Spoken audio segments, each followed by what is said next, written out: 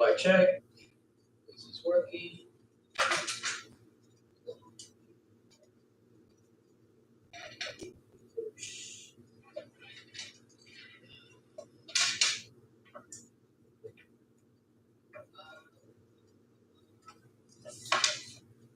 Okay.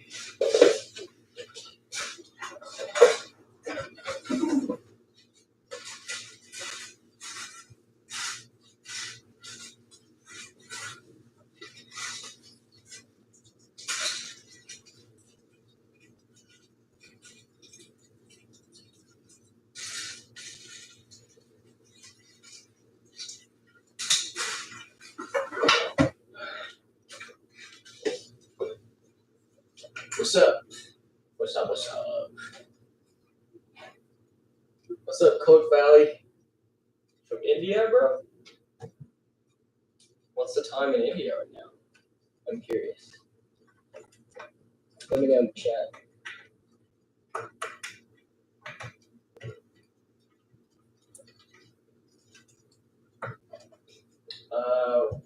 You guys hear? Ooh, okay. I think the microphone is working. Let me know if the microphone is working right now. I hope it is. Yeah, let me know in the chat if the microphone is working. I know if they started. New setup, guys. New setup. That's why it looks a bit weird today. All clear, sound, video. Okay, sweet. All right. It goes over here, and then it's 10 p.m. India. Okay. Great. 10 p.m. Hope I don't waste your time. On the agenda today, we're going to continue what we were doing yesterday, which is planning out our application and building it. Yes, I'm going to be building this. So I'm going to share my screen here. Boom, boom, window. Okay, y'all see my screen, hopefully? I'm going to go to Figma. I got a bigger monitor now, so everything looks ooh, ginormous. Okay, let's see. Yeah, that will do. That will do. Okay, we open down to my files. So last time we stopped right here, right? We had this really nice flow of like our user sending in a Discord message, tag the bot would check whether or not the user has an Docker API key, and if they do this, blah, blah, blah.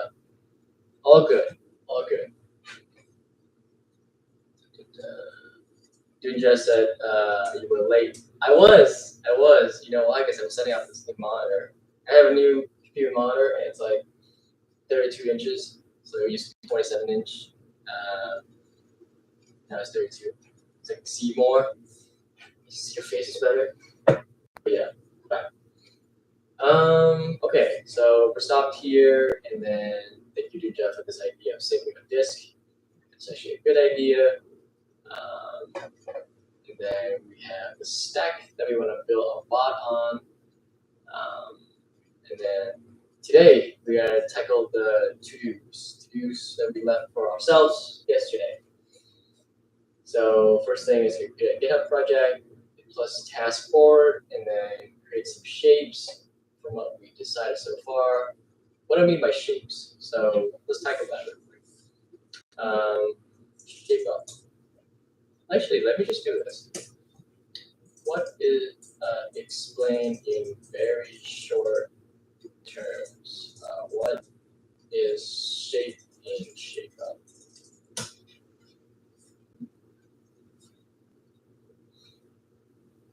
Yeah, in Basecamp's ShapeUp, which is a development methodology, apparently, they just wrote a book about it. And then, the last ticket that I worked at, we adopted it, and I liked it, so I keep using it. A shape is a rough, well-bounded solution concept that defines problem, key elements, constraints, risks, and then have a time box. This is very important. Then becomes a short pitch for the team to build in a 6-week cycle. So the idea of ship up is that you are given a set amount of time. You're not supposed to move the goalpost, not supposed to extend time. But you ask yourself, you and your team ask yourself, like, what do we want to tackle in the next X number of weeks? And rather than choosing a task and be like, how long will it take to do a task? No, you flip the script and you be like, we only have maybe like 6 weeks. So like the standard in ship up to 6 weeks. We only have 6 weeks. What can we do in those 6 weeks?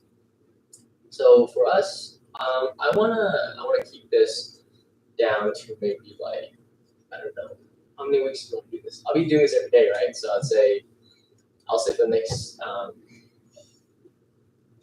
week. I want us to be building new stuff every week, to be honest.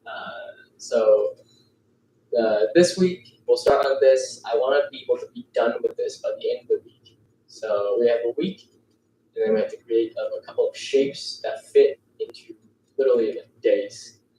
So imagine this as like a sprint, a multiple sprint, like compressed and all that. So every week we build something new. It's really fun. So yeah, and I highly recommend this way of thinking about product development because it's so lightweight and it put time constraint first, and then you can figure out what you can do with time constraint. So speaking of, we have to be able to do this in one week, right? So all this stuff, these are new technologies that I haven't had a chance to tackle yet. I've never built a Discord blog before. I never used Render before. I'm curious if there's a way for us to reduce complexities from this graph here.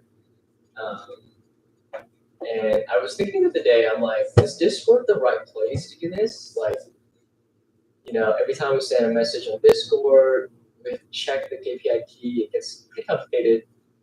What if instead of this flow here, I was thinking the other day, what if instead of this flow here, we just build a application, like a web application, not Discord, but a web app, where the user would, do a thing, send in a message like this.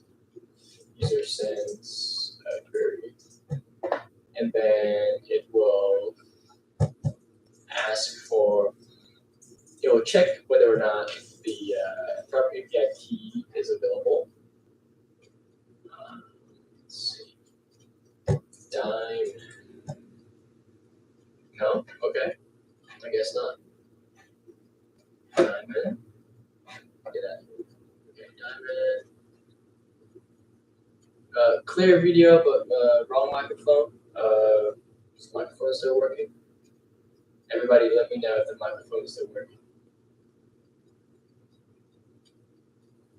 Mic check, mic check. 1, 2, 1, 2. Can you hear me? Can you hear me? Let me know in the chat, guys.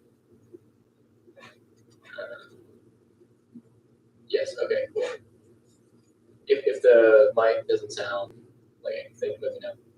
I will fix it for you. Okay, so as I was saying, we have this right here. Check is, it's working with the sounds a bit bad. How bad? Like, is it muffled? Does it sound like I'm far away? What does it sound like? Sounds like it's coming from a different source. Oh, interesting. Okay, let me double check here. Let's see. Seems like sitting far from the mic.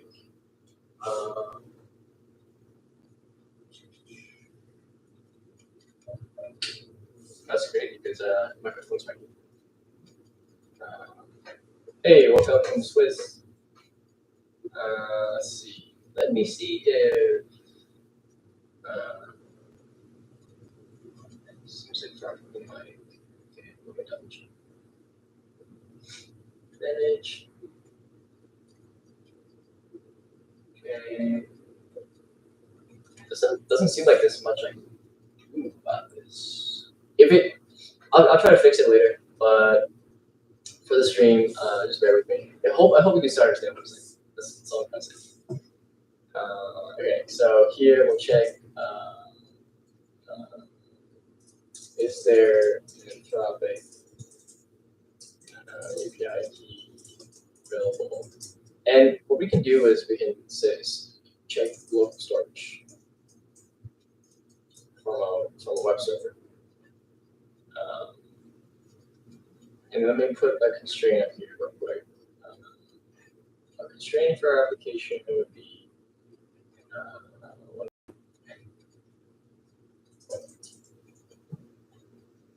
and then if there is available, then we will do this, spin up a sandbox. You know what? This is a smarter thing to do.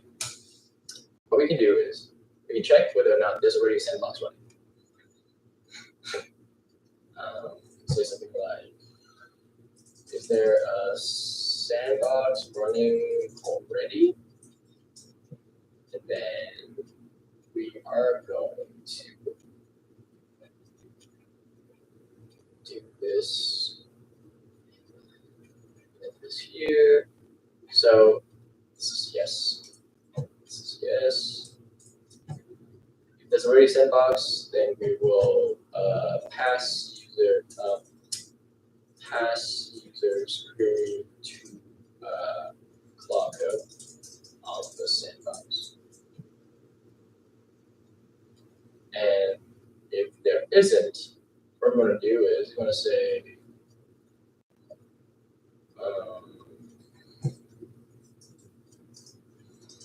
spin up a new sandbox. Then deploy and then install Claude Code SDK on it. So we're going to do.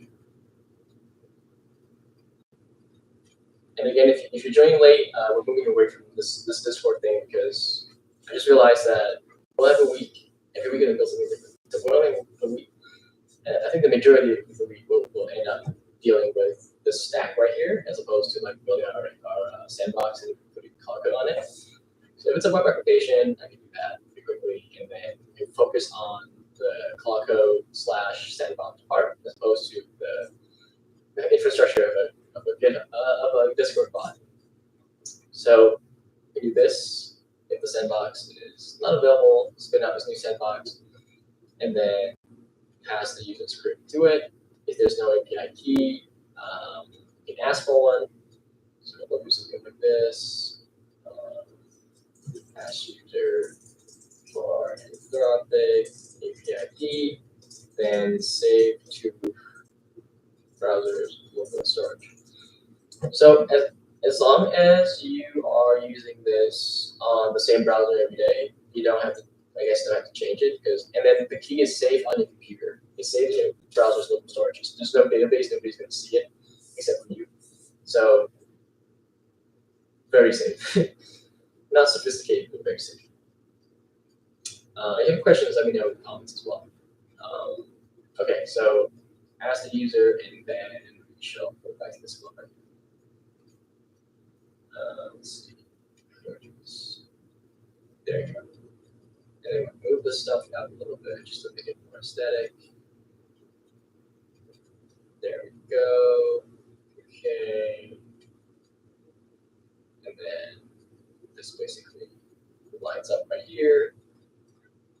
Pass the user's query to Claude Code, and then what we're going to have to do is we have to display Claude Code's results / updates to the web client. So on the server, on the sandbox, it's a Linux machine. It's going to pipe out some static outputs, and we have to be able to grab that and then display it back onto our user's website. Yeah, so this makes sense. What we're going to do now is we're going to go to GitHub and create this project. Let me know in the chat if you have questions about anything. Okay, let's see. Repositories, projects. I think what I'm gonna do is gonna create a project first. I mean, a repository first, and then I'm gonna assign it with a project. So what I'll do is I'll create one here called, what should we call this, guys? Cloud code on cloud. Cloud code. Oh, what the hell.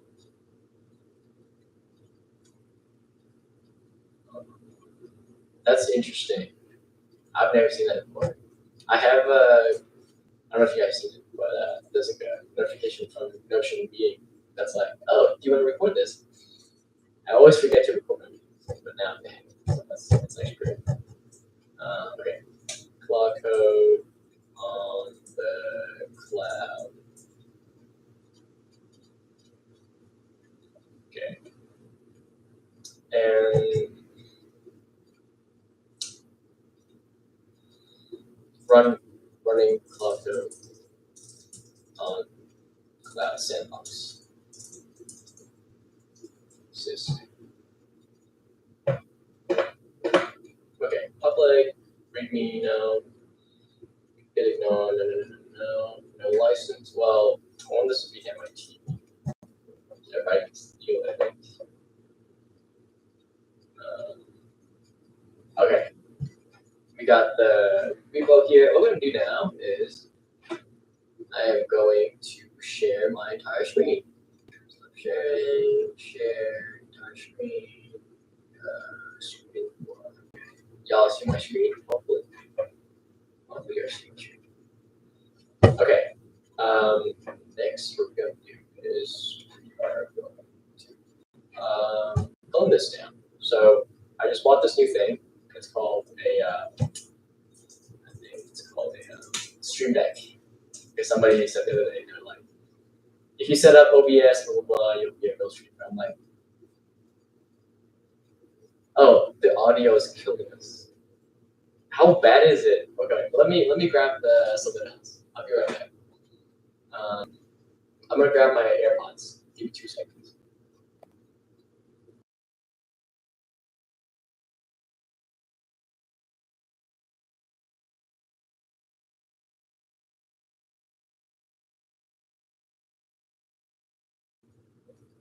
Okay, I'm gonna change my headphones to AirPods.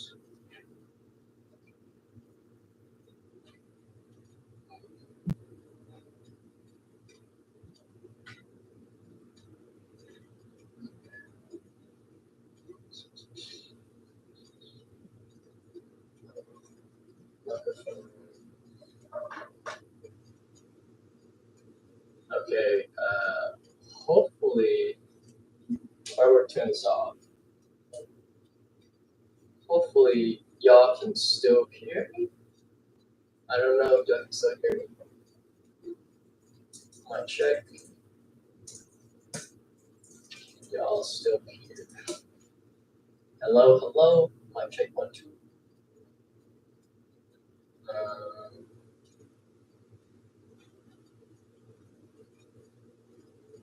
So the same. Oh, that's interesting. So it's actually not coming from.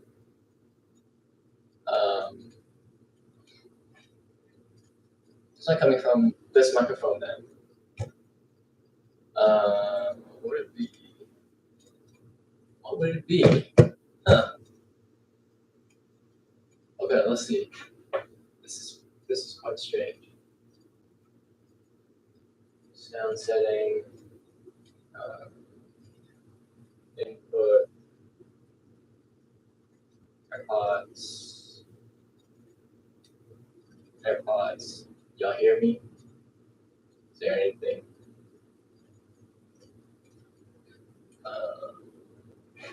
It could be that this new camera that I OBS bought.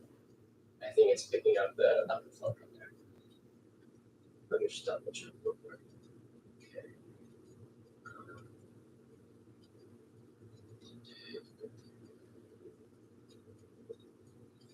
Microphone on again. Disable microphone.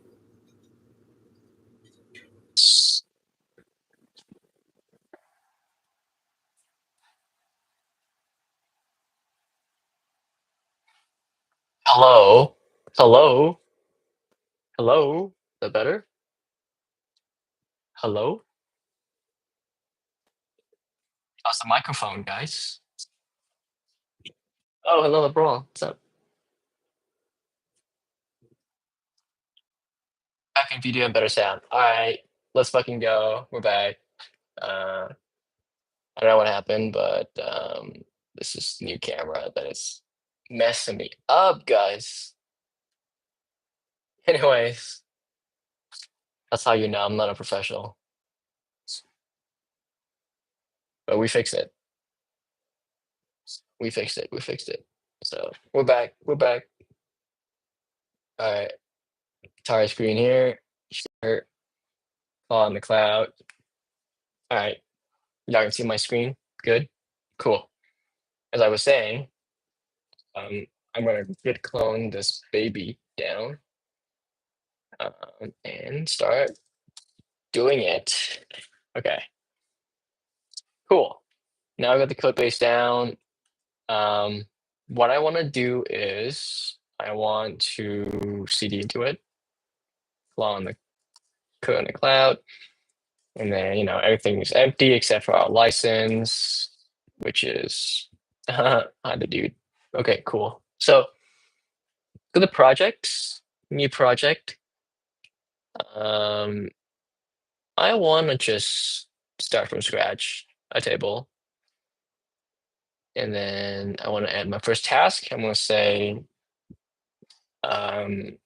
looking at this diagram, actually, I'm going to have to break this down into several features. Let me answer the chat real quick. So what would you say is the most relatable or valuable real-world use case for running Cloud Code on a cloud sandbox like this?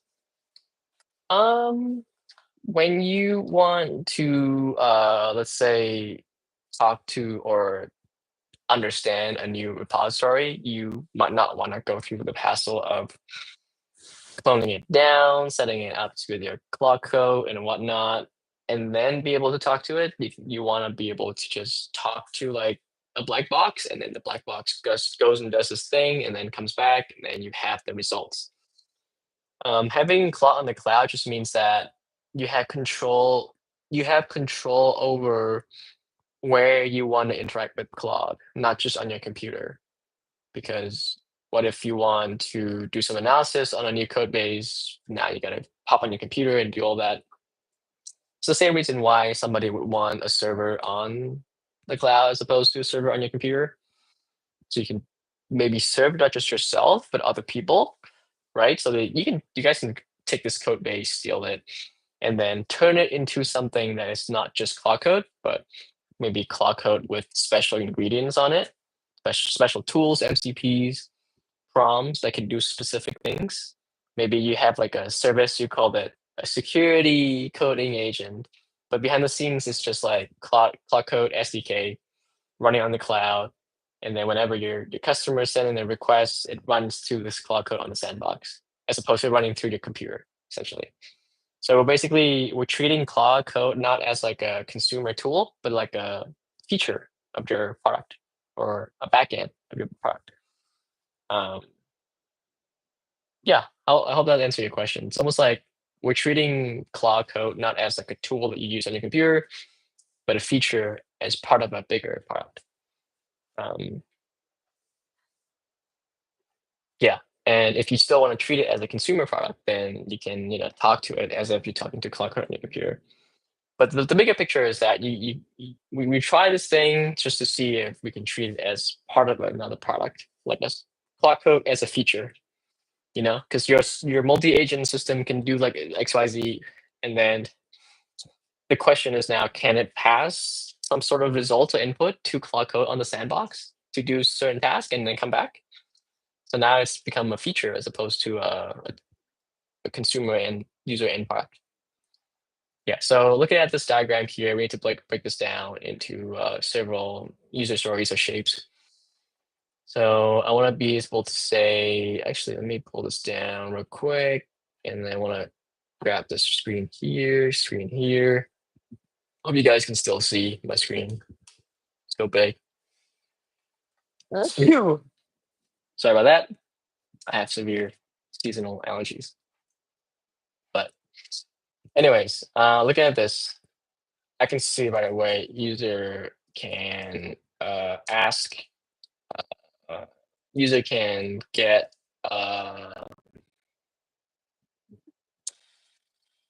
user can ask a question any question against public GitHub repository. That's the first one. Called shape. The reason why I have this shape thing here is because I have a template in my GitHub project that allows me to do this really quickly.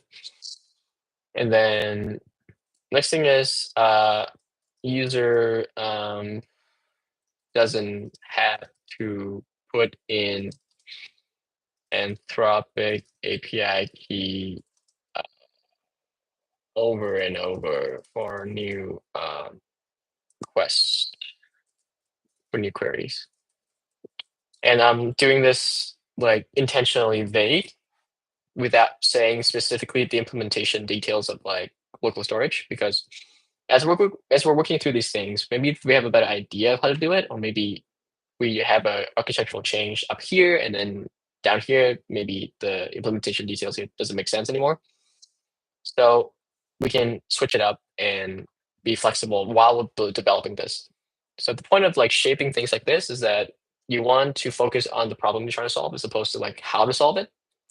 You want to describe the end state to the user as opposed to like how you're going to get there, because there's like a million ways to get there, and like things change every week, right? So,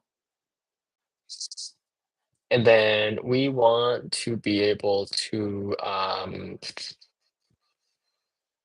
user can see results of their answers to the queries. See answers to their query on the web interface. That's what we want to do. And then I'm going to create that. So a user can ask questions against any GitHub repository on the web interface. So again, if you're late, we're switching from our Discord bot to this because we have set a time constraint to 1 week, and we don't have time to do all that stuff. I'm going to focus on the cloud code on the cloud first. Okay, so look at all these shapes. We know that the intention of building this. We know the reason why I build these things, right? There's not even a single line about like implementation details except Anthropic API key. Because again, this could have been like open code, right? This could have been open code. This could have been, you know, Cursor CLI, could have been Gemini CLI, headless. I don't know if this is even run in headless mode. Conquering Google login for Gemini CLI. Okay.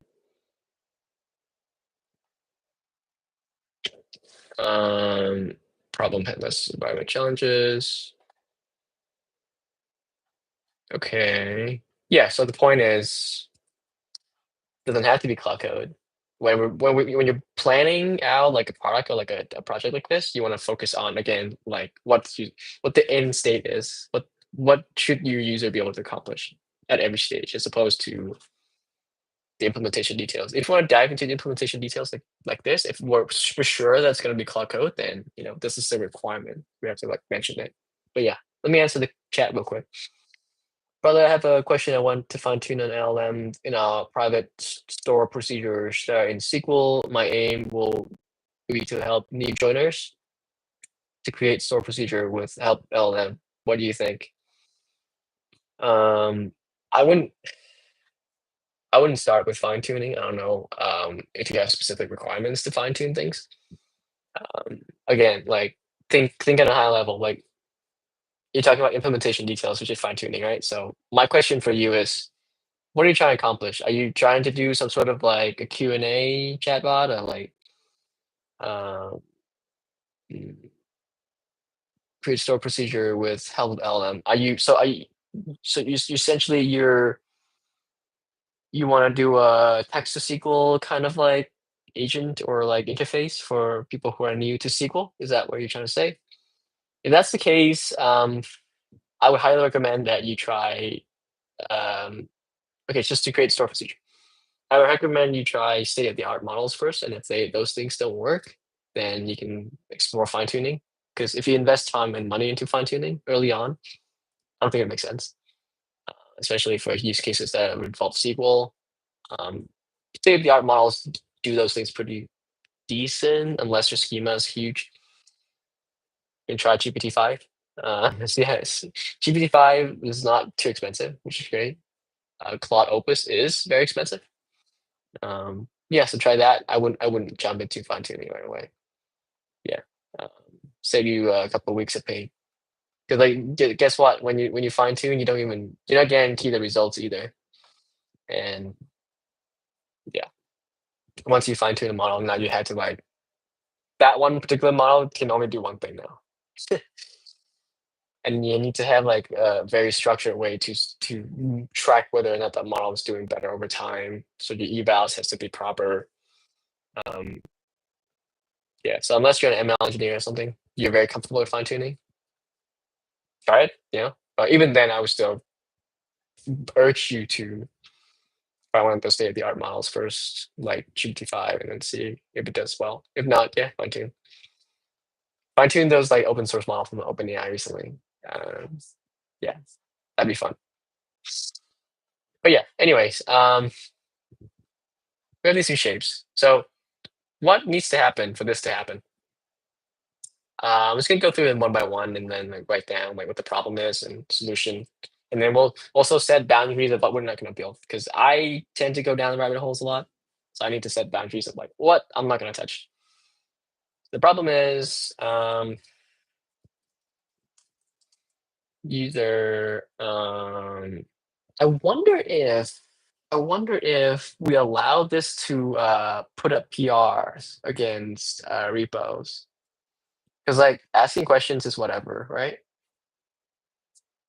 Let's just start with asking questions first. Reading tasks are usually easier than writing tasks. So user needs to ask ad hoc questions about a particular GitHub repository that they have found, but user lacks the not time, knowledge to clone all that stuff and set things up. There needs to be an easy way to wrap their head around a code base quickly. For new developers, new teammates, etc. So solution, a web app that allows user to input text question and show them answers about a repository, no matter how large the repository. I want to say this because there's an easy way to do this, like a very easy way to do this. If the repo is small, all you have to do is hit the repo with GitHub API and recursively create, like read through all the directories and then create a long string and then pass that string to an LLM and then you can ask questions. It's pretty simple. But huge repos goes over context windows of the largest models out there, like Gemini 2.5 Pro, which goes up to 1 million tokens. So if I were to throw like the N8N GitHub repo into it, it will fail because this is huge. This is like a lot of files and folders. That's why we need something more agentic, which is perfect for Claude. So user can't rabbit holes. Okay, so rabbit holes is like potential time sink. Um, if you have any ideas of like what could potentially trip us up in this first feature, let me know. So what I'm thinking is rabbit hole spending too much time on the GUI to make it look pretty. That's one of my biggest time sink of all time. I always do this, and I need to stop myself from doing that. And what else? Cloud Code SDK headless mode might not work as we expected to. We expect to be able to just install globally on the sandbox and then run it and then grab the standard output as string. But maybe that's impossible. Maybe our understanding of it is incorrect. The reason why we do this exercise is because then we're aware of these things as we're building it. Otherwise, it's like this is a very like kind of like therapy slash like mental health thing where it's like if you have bad habits, you can be aware of those habits and then you still do them. But it's way better to be aware of them than to not be aware of them because if you're not, then you 100% will fall into the trap of doing all these things. So we got this. What else we got? I mean, not too many rabbit holes to be honest. No goes user won't be able to ask the system to write code. I keep it vague as the system so that if we were to change it, the system is still the system and not specifically Claude or Codex or whatever. Codex, CLI, headless. I wonder if OpenAI allows it to run headless. The hell's Glue CLI?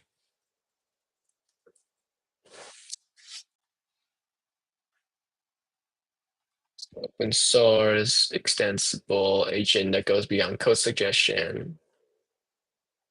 Huh, interesting. I never seen this before. Codename Goose. Your local AI agent. Okay. Okay.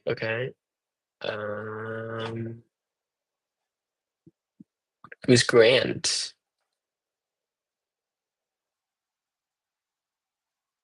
Okay. Okay.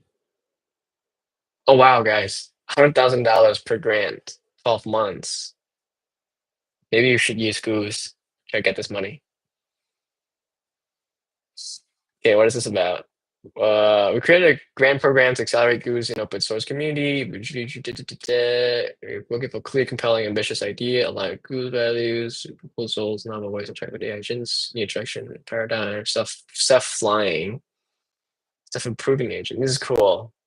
Seem like they also flush with cash, so always fun.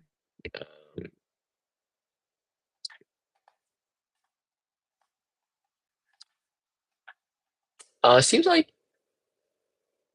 Codex also has a headless mode, which is cool. Headless.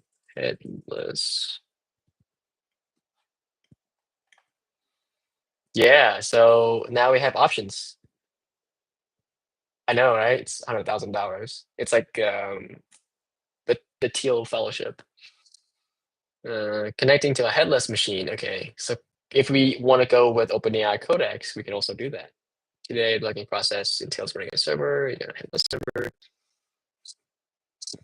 normal machine, loading, authenticate locally, copy credentials, auth JSON. Yeah, it looks like it's more work. Yeah, I'm gonna do that. Stuff like Codex, or Gemini CLI. Actually, Gemini CLI headless. I think, yeah, I saw somebody who was like, Gemini CLI only allows like OAuth to like their Google login stuff, and you need a GUI for that. are not super mature with headless mode. Okay. And no goes. Um, spend more than 1 day on UI. That is not acceptable. I will not spend more than 1 day on the UI stuff. Okay, so let's just tackle this right now. I want this to be a Next.js application. I already know that. So it's gonna be TypeScript. If you're in Python, please bear with me. It's very similar in many ways in terms of like architecture, but I want this to be a Next.js application. So what I'll do is I'll create some sub issues, and I'll say set up the code base, the bare code base, bare Next.js, and AI SDK code base. Create, and then what I'll do is I'll say create simple. Ask myself this: do I want to tackle the bare front end first, or do I want to just dive right in and put like Claude in the cloud? So in order to do that, I'm potentially just going to create an endpoint in Next.js, put Claude in the cloud, and then save the sandbox ID and local storage. That's going to be our database, local storage on your browser. Doesn't leave your browser, doesn't leave your computer, safe. And be able to kind of like get Claude to be able to send Claude a message and then Claude respond back with hello or something like that. I think that's probably the most important thing, to be honest, for this use case to work. And I'm wondering what the hell did I put down here? Okay, I see. Um, okay, so we go back here. I'm going to say an endpoint where I send where one can send a request to, and it would spin up a sandbox. And we have options for sandbox, right? Sandbox options. We have Vercel sandbox. We have E2B. We have Daytona.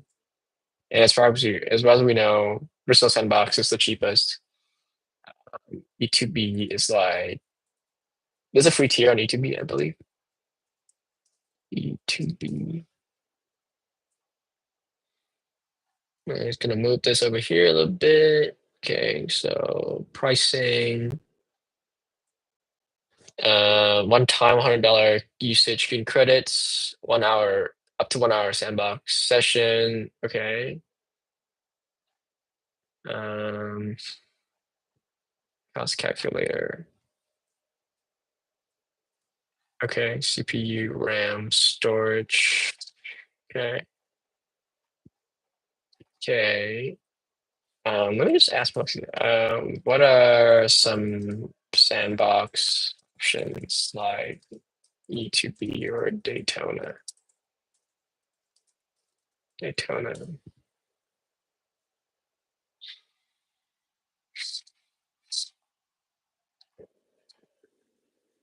North Flank.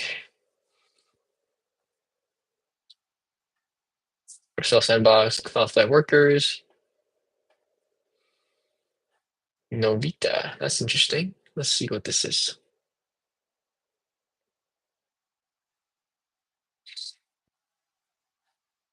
Novita versus E2B. Yeah, interesting. Novita's Agent Sandbox. Agent Sandbox is secure, fast programmable runtime designed to enable AI agent execution. Okay. Millisecond startup, secure resolution, high concurrency, quick start, template, file system. Okay. Pricing. That's the most important part. I am stupid, so I don't know what this means. Agent Sandbox, GPUs, dedicated endpoints, DeepSeek. So they also host like models, which is quite interesting.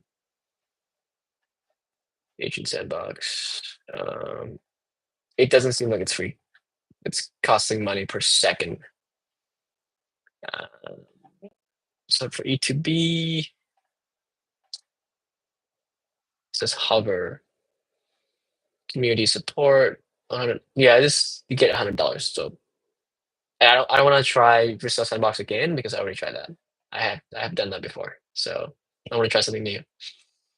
Cookbook, code interpreter with Llama 3 with code interpreter, data execution, to get the models, the code execution, color code interpreter in JSTS. Ooh, they might have done it, guys. This is an example of running LLM generated code task in secure environment. Okay. Okay.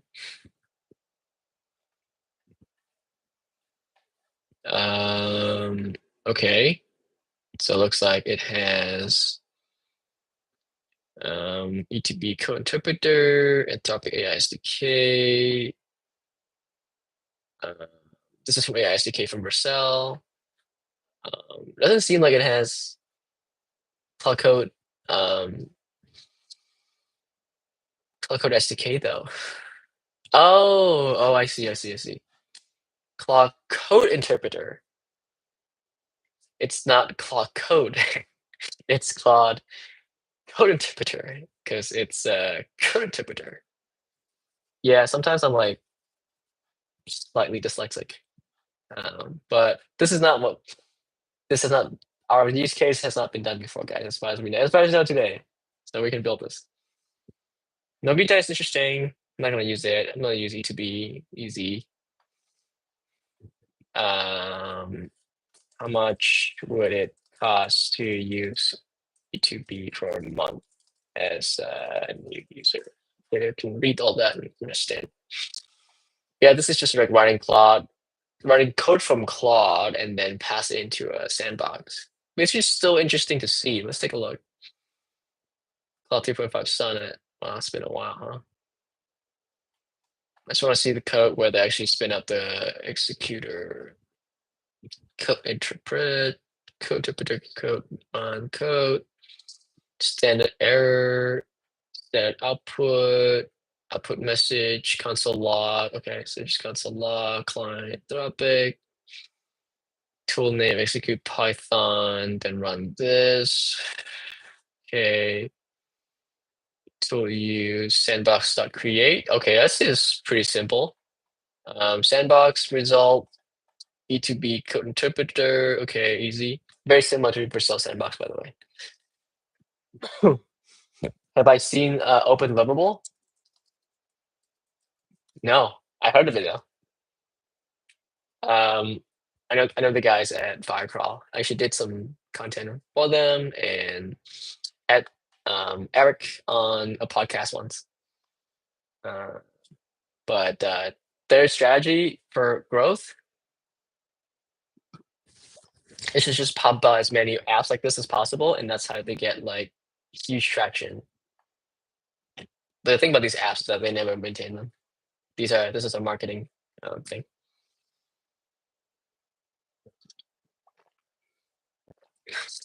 But yeah, very impressive regardless. This is cool. I won't I won't bank on being able to use this indefinitely because there won't be any maintenance. As you can tell, it's been a couple of days and nobody's pull request has been closed because nobody will ever look at this ever again. Yeah, let me go to another repo for you to see.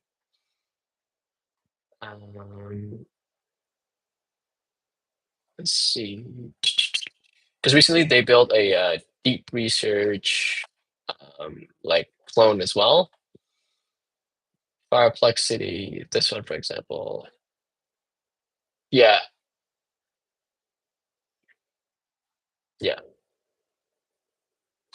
but they're always cool. Like they're cool to like look at and see the pattern. So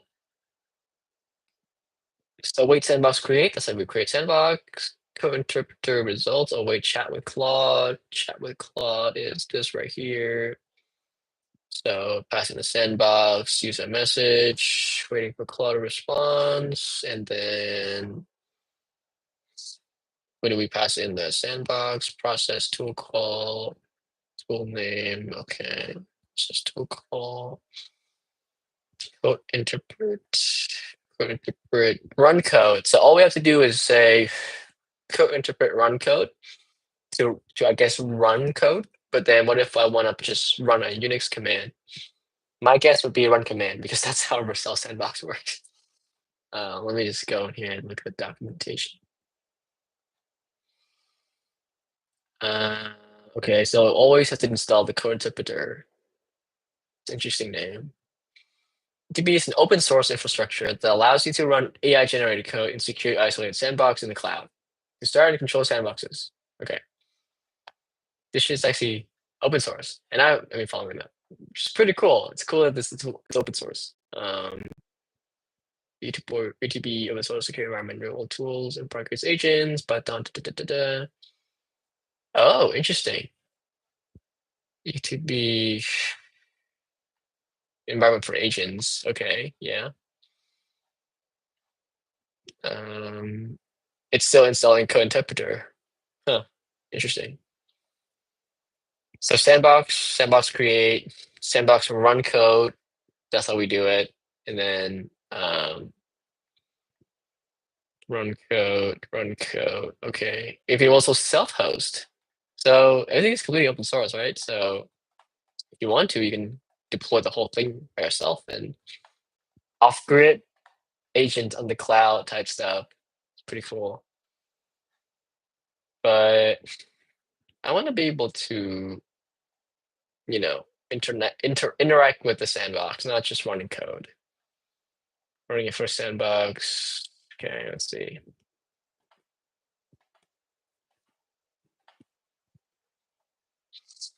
Run code, print hello world. What about Unix commands? Internet access. Oh, very interesting. Because we kind of need internet access, right? Otherwise, our Claude code will not be able to connect to Anthropic. So allow internet access parameter of create a sandbox. Okay. By default, it's true. Okay, nice. Every sandbox has a public URL. Okay. You use to access running services inside a sandbox. Oh, so we can also SSH and look at stuff. It's cool. Okay. Connect to a server running inside the sandbox. Can start server inside the sandbox, connect to and approach above. So you can create a web server or something like that. Okay, cool. Let's see. File system. Okay, read and write. Oh, nice. Okay, so we can read files from sandbox, files.read. So sandbox create. What if I want to install things on the sandbox? CLI. Okay.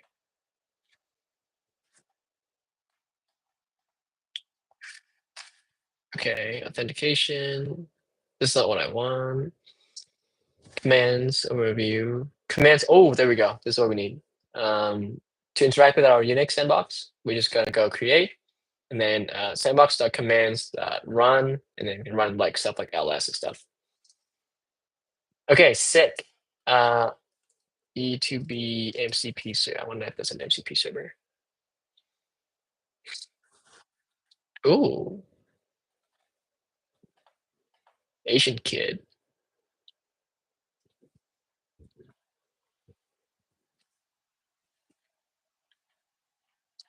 Oh, I digress.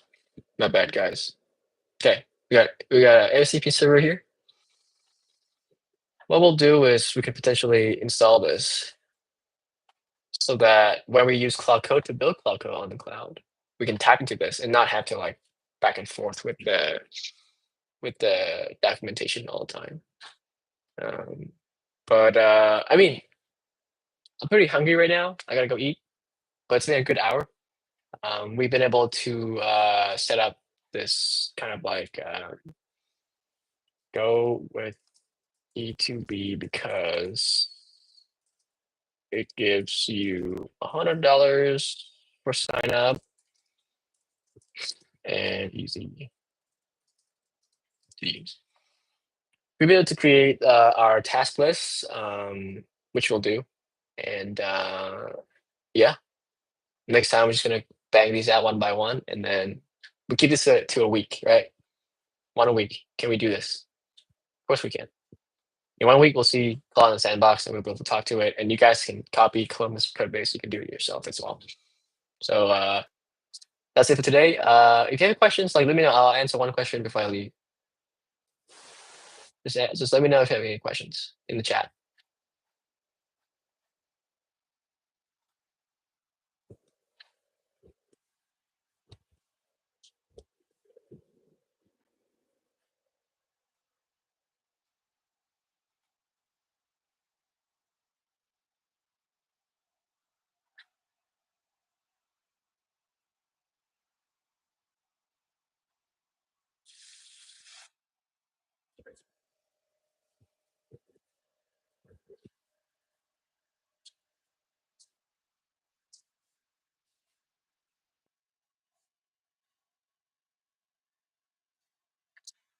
All right. If there are no questions, I'll see you guys tomorrow. We'll build this shit out. All right. Peace, gang.